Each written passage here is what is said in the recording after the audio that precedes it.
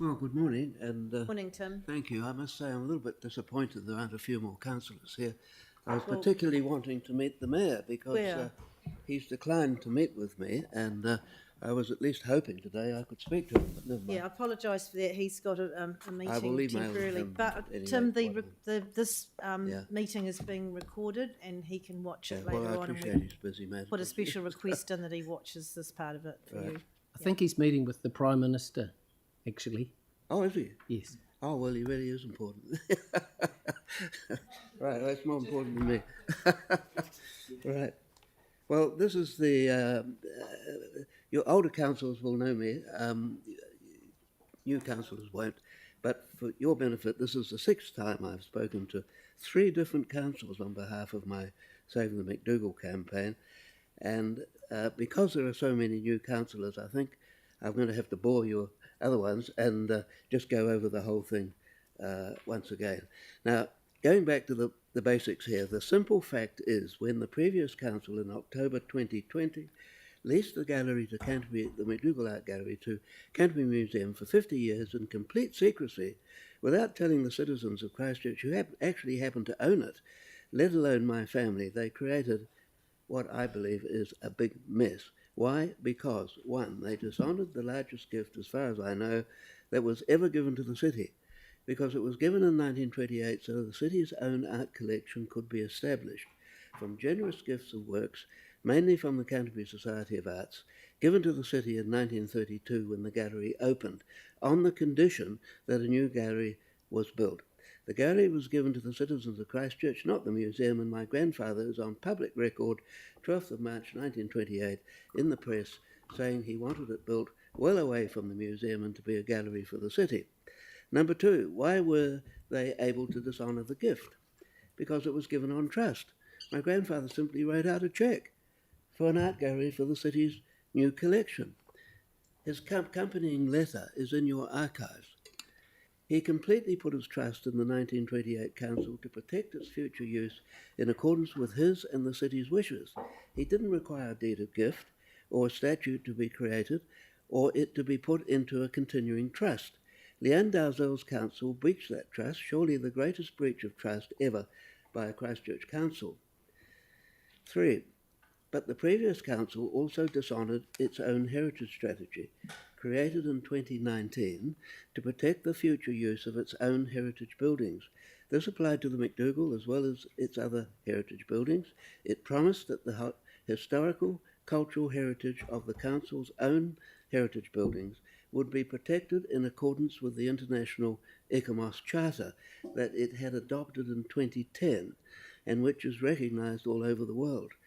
The heritage strategy would have protected the gallery's future use as being the same as in the past. That's the point of it. The terms of the lease were developed in 2019 by the Social Committee, and its working papers, released in November 2021, actually acknowledged that the terms of the lease would not comply with the conditions of the heritage strategy. Despite this, the council decided to proceed with the lease. 4. At the request of the museum, the existing McDougall Act was changed in 2003 to allow the McDougall to be used as a museum as well as an art gallery and able to be leased to a third party. The museum, in their recent redevelopment newsletter, is trying to argue that because they will use it in compliance with the McDougall Act, this will be in accordance with the terms of Robert McDougall's gift. This, of course, is completely incorrect, but herein lies the problem. Its possible future use, as permitted by the lease agreement, only specifies that it must comply with the McDougall Act, and as a result they can virtually use it for anything. So the whole thing is just hopelessly loose.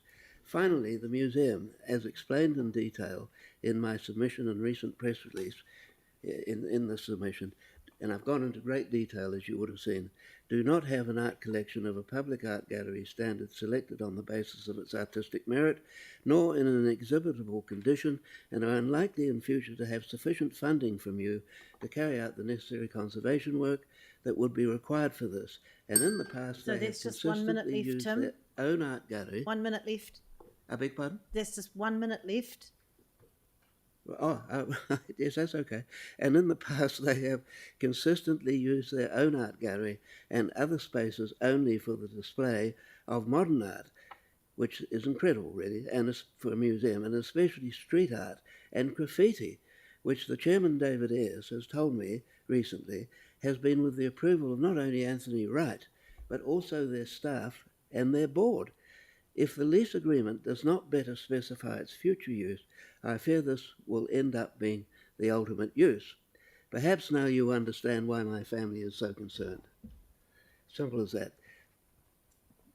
The good news is the answer is very simple and it won't cost you any more money. Do what everyone else has done.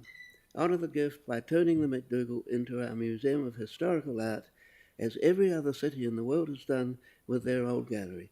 Use the McDougall for our wonderful historical collection of 550 oil paintings and 350 watercolours, currently in storage at the Christchurch Art Gallery. I've just had a look around the gallery, but no longer displayed to the public. Thank you, Tim. And separate out the display of historical art from contemporary art, that's traditional art, for the benefit of the viewing public. That's what every other city in the world has done. Why are we doing anything different? Yeah, thank you very much. That would solve the problem completely. I think that councillors have got the message from you and read your submission. So thank you for coming in. We've got people waiting, so that was 5 minutes. Thank you very much. Okay. I'm sorry, Tyler, there's no time for a question. So no one's got any questions. Thank you.